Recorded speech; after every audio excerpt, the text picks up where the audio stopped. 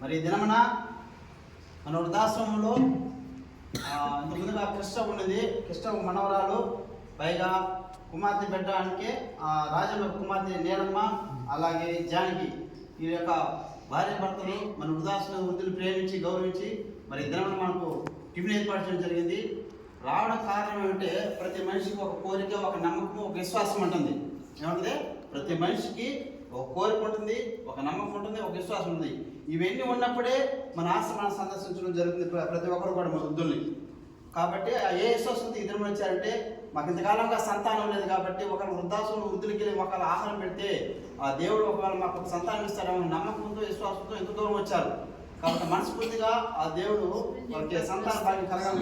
సంతాన ప్రాప్తిరస్తు, సంతాన ప్రాప్తిరస్తు, సంతాన ప్రాప్తిరస్తు, సంతాన ప్రాప్తిరస్తు.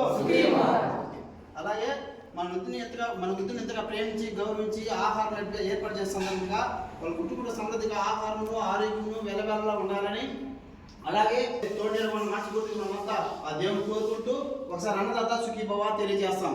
అన్నదాత సుఖీభవ, అన్నదాత సుఖీభవ, అన్నదాత సుఖీభవ, అన్నదాత సుఖీభవ, అన్నదాత సుఖీభవ, అన్నదాత సుఖీభవ.